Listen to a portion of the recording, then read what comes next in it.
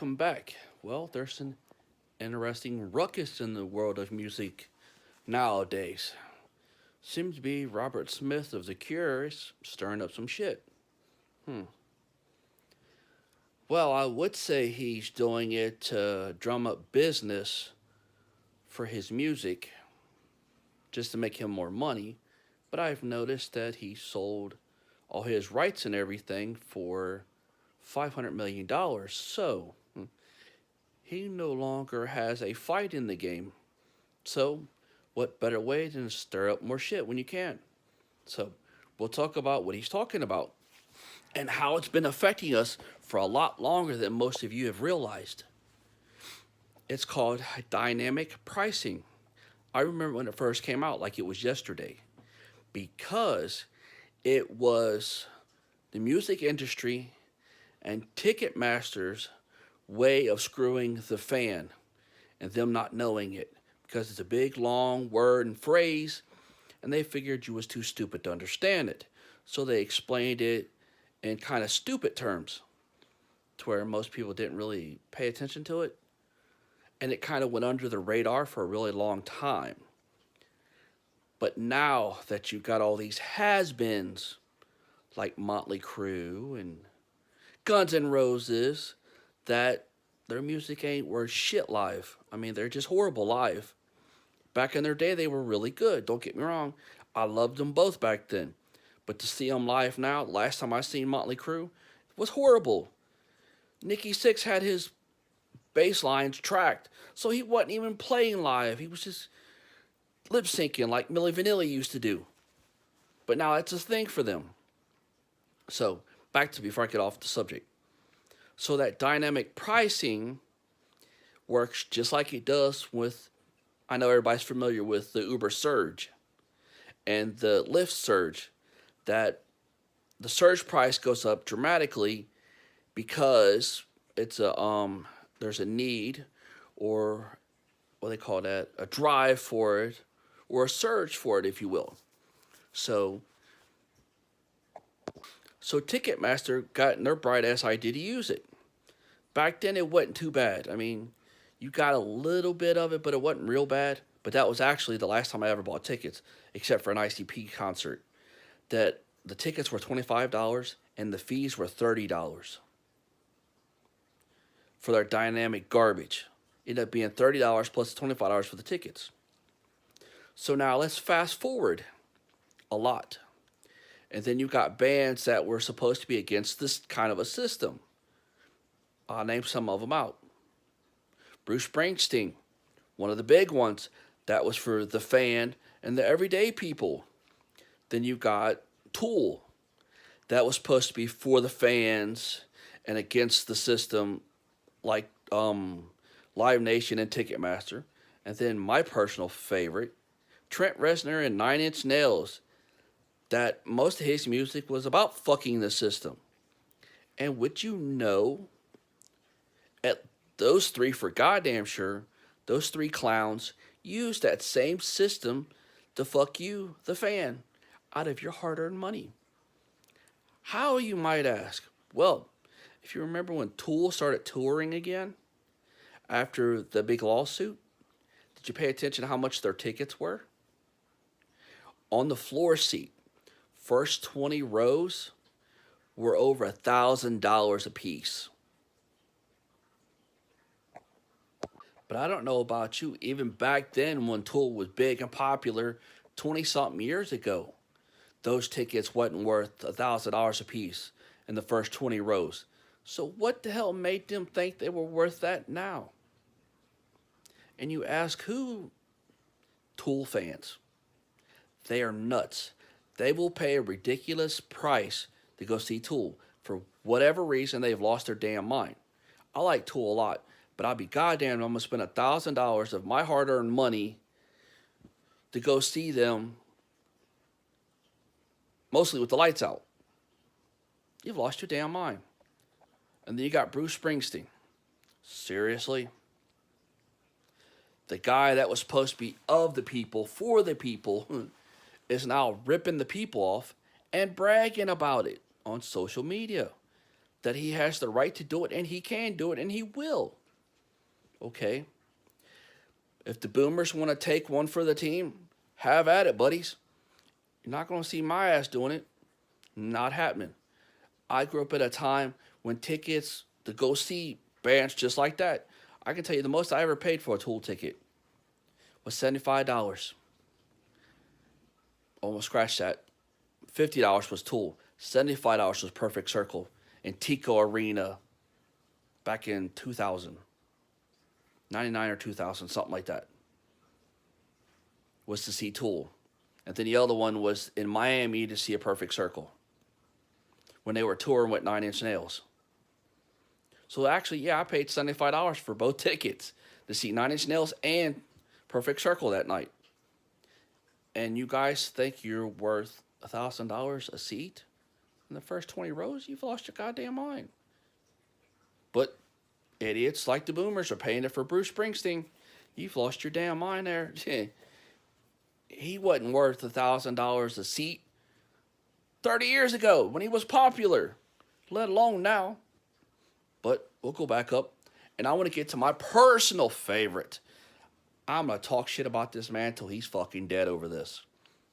Trent Reznor of Nine Inch Nails. So much of a person that was against the system that he bought his own record company because he disagreed with the way they were doing things. But you know what that sorry fuck is doing right now? He's screwing you, the fan. And you know the funny part about the whole situation? He acts like he don't know nothing about it. But as we all know now, with the ordeal going on with Robert Smith, Trent knew about it all the time. But he'd get on social media and play the victim and say, oh, I didn't know about it. I didn't know this was going on. That's why I tell you guys to don't give out the code for the fan code. Just use it for yourself and blah, blah. Psh, motherfucker, please. Your ass was in Pennsylvania. Tickets were $1,500 a person. First 15 to 20 rows. Motherfucker, please. You wasn't worth that 20 years ago. You really ain't worth that now. I mean, you still kind of good and all, but not $1,500 a seat, man. You better go on somewhere with that bullshit. I mean, that kind of shit right there aggravates the fuck out of me. Because three of the bands I really like. And Nine Inch Nails is one of my favorite bands. But for a band to do that to their fans, I mean, I expect that bullshit from Five Finger Death Punch. I expect that totally from them assholes to do that. Hell, they're charging thousands of dollars for a meet and greet when the meet and greet used to be free. Same thing with Evanescence. I expect that for them sorry asses. Has-beens. And their meet and greets are $1,500 a pop. I mean, please. You need to get your goddamn fans in the best way you can. Because I can remember when Disturbed was touring. I can't remember who they were touring with. It was 10,000 Fist tour. I remember that. I think Kitty was with them. And they did a meet and greet in Biloxi, Mississippi. In the Biloxi Coliseum. And it was free. Fans didn't pay a goddamn dime for it. It was free. But yet, nowadays, you got all these other clowns trying to charge all this money for it. And I got a little off on the dynamics, and I understand that. I didn't mean to, but you get me started about them clowns, and they piss me off. So now what's going on is because of the dynamic pricing, everybody's doing it. That's how all these popular bands like Lady Gaga and all this are getting $2,000 and $3,000 a seat tickets because of the pricing, the dynamic pricing. And until the fans stop paying the tickets, Ticketmaster and Live Nation is going to continue to do it. And we'll get a little off subject because I like this subject a little bit too. Is Bill Gates got nailed for what do they call that? A monopoly. But yet, Live Nation and Ticketmaster are owned by the same company.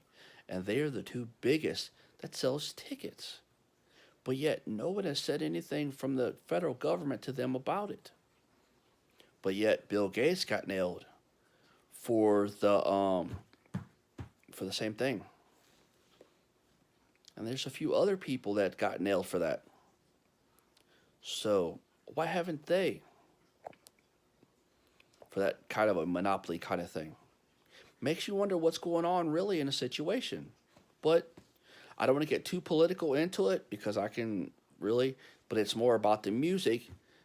And now that Robert Smith has opened his mouth, some people might actually listen to me that I'm not full of shit about it.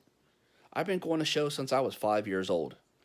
And on this channel, you will see and hear some of the stories of me talking about some of the shows I've seen since I was 5. Yes, I can remember going to a couple of shows at 5 years old. And I can remember some of the first bands I ever seen. And some of the other stuff, but that's later. But Robert Smith, that has come and took it upon himself, and he ain't making no money off of it, making sure the fans doesn't get ate up on the ticket prices. And to him, it wasn't really worth getting a few extra dollars than it would be to tarnish his legacy. But it goes to show Nine Inch Nails and Tool, A Perfect Circle, Bruce Springsteen. Hell, I bet even Rage Against the Machine's part of this. I don't really know, but it wouldn't put it past him. Some of the other assholes that are supposedly against fighting the system, and Cypress Hill, supposed to be against fighting the system. But y'all ain't I forgot one. Damn. One of the biggest ones, System of a Down. They're supposed to be against the system, but I bet you they're collecting big time on the damn dynamic pricing, just like all the rest of the assholes are. That's why I haven't bought, like I said, other than the ICP, I have not bought tickets from Ticketmaster for any fucking thing. Nothing. I have not seen none of my goddamn favorite bands or nothing because I refuse to pay that bullshit. I mean, it's hard enough for people, especially young people. I can remember when I was 19, 20 years old, saving up at the job I was saving up to go to the concerts. That's all I did all year. I worked 2 and 3 jobs so I could go to concerts. I would go to about 10 or 15 concerts a year. And it took 2 and 3 jobs to do it. Did I need to work that much? No, unless I wanted to go to the concerts. If I didn't go to no concerts, I didn't have to work that much. But that's what I love to do. That's what I wanted to do. And for bands nowadays, because they are so money hungry and so greedy to take advantage of the fans like they are and the music industry in general, that's crazy. But the sad part is this up and coming millennials and Generation Z will pay it. So much so, they were okay with paying a ridiculous amount of money for fuel just so Donald Trump went in office. Millions of them said that. So spending double price tickets ain't nothing to them. They don't care. They'll just piss and moan that they have to work harder to get anywhere because the inflation. But I don't want to get too straight off on this subject. I just figure I'd talk about it now since everything's going on and what have you. Let's see what you guys think about it in the comments.